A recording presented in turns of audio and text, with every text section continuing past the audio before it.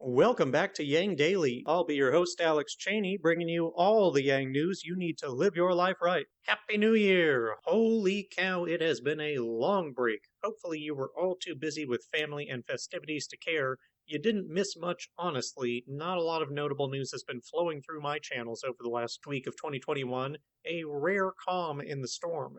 There was a lot of focus on the holidays for my family this year, since there's some concern it could be my father's last. I'm not buying into that. He's a tough old coot, always been healthy and takes good care of himself. He'll pull through. It was nice to spend so much time with the family and take a breather. I even played some video games, watched Riot Studios' Arcane on Netflix. It's amazing. I've never seen such a beautifully drawn and animated show in my life. Very highly recommended. Also recommend Alina of the Arena to any PC gamers out there, or Astroneer, which I got from my brother, and the Business Walrus as a party game, trust me. I'll toss some photos of my New Year's celebrations in a thread. We've got a ton of snow here, pretty much been stuck at home since Christmas since the roads were too snowy and then too icy for vehicles, at least if you don't count sledding and snowboarding in the backyard. Anywho, we don't have a lot to go over, but we do have some very interesting Yang and UBI news. Let's get to it. Quick shout out to our Tier 3 patrons, Shay Meehan and Nathan Stankowski, as well as all our other patrons. You keep us all informed and engaged. If any of you out there want to join these advocates of humanity first and independent journalism, head on over to patreon.com/YangDaily. It would only take a couple of bucks a month from each listener to keep this podcast and community going and growing into the future. Now on to the news. As an appropriate start to the new year, NASA has provided the best firework of all, officially launching the James Webb Space Telescope into, well, space, obviously. It was actually around Christmas, but whatevs. Combined Christmas New Year's gift. Webb will be the next generation telescope with better resolution than the Hubble, able to detect even more faint planets and galaxies and so on, and reach further back into time. May it provide countless dazzling photos of the universe and expand humanity's collective understanding of the cosmos.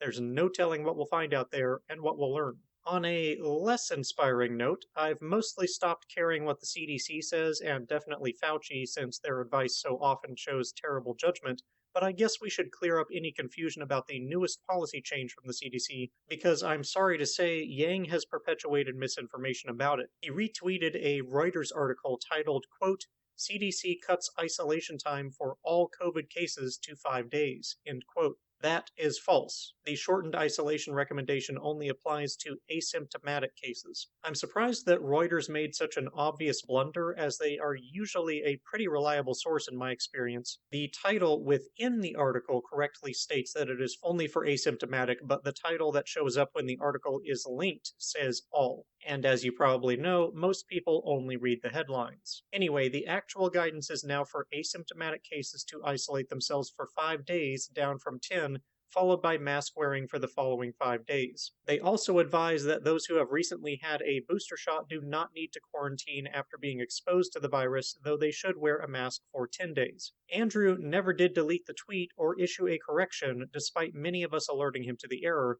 and Reuters has still not changed their headline. Pretty disappointed in them both. This type of misinformation is what undermines public trust. When people think that they can't trust the institutions, they are more likely to do whatever is most convenient, which, as usual, is nothing. It costs lives. It also undermines trust in Yang. He has built a reputation around empiricism. Spreading false facts flies directly in the face of that. He needs to be more careful and should have someone checking his public communications to catch this sort of thing. Speaking of Yang, he gave an interesting and revealing interview on the 80,000 Hours podcast, where he was asked some unusual questions, such as what his ideal utopia in 500 years from now would look like. Are future generations an interest group disenfranchised by their inability to vote now? What he thinks about approval voting? What he would do with $1 billion to save democracy? What he thinks about the effective altruism community? I don't even know what that is. What's one thing we should do to reduce the risk of nuclear war? And he once again answers the question of whether Forward could be a spoiler that gets Trump reelected. And that's not all. Other topics were alternative meat, the political power of seniors, Andrew's lobbying efforts, term limits, tech,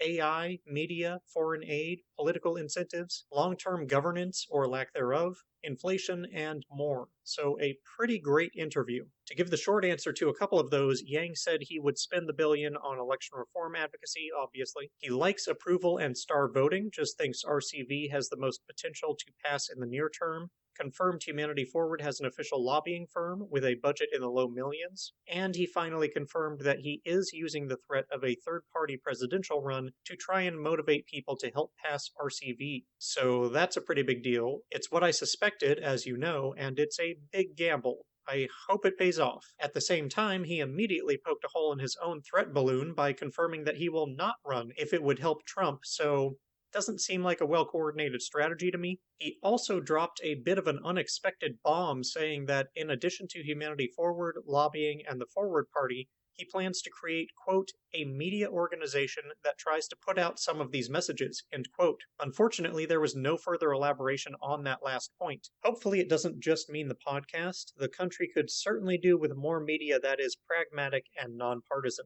Anyway, a very informative interview. I highly suggest listening to the whole thing, linked below, of course. You can also read the full transcript if you prefer. On a similar note, in case you missed it, I'll also mention that Yang said on his own podcast a while back that he supports multi-member districts and Fair Vote's proposed bill for it, the Fair Representation Act. Like with approval voting and Citizens United, he just doesn't talk about it much because he doesn't think that there's enough momentum to get it passed anytime soon, and there's only so much time in the day, you know? Gotta pick your battles. In green energy news, the NYPD announced that they are replacing 250 gas patrol vehicles with Tesla Model 3s because they are cleaner, safer, faster, and lower cost of ownership. Having cameras all over it which constantly record the car's surroundings probably doesn't hurt either. I mean, I guess if body cameras are good, then so are patrol car cams, right? The department is also purchasing 184 Ford Mach-E's, which is probably the second best EV in that class. Hopefully we see a lot more of this around the country very soon. Not only does it save money, it also saves lives in regards to both near-term and long-term effects of pollution.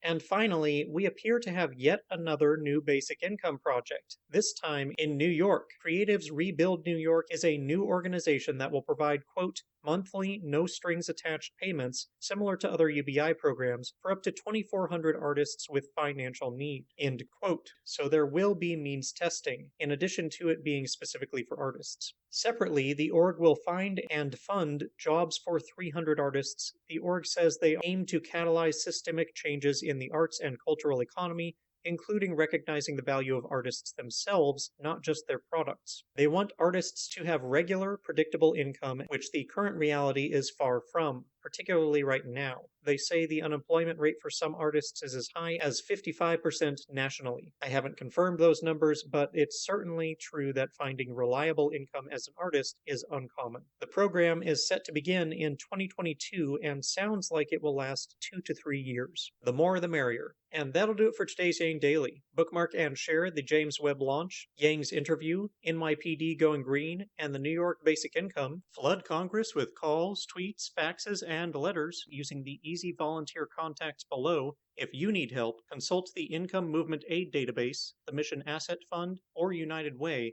and don't forget to Yang Daily.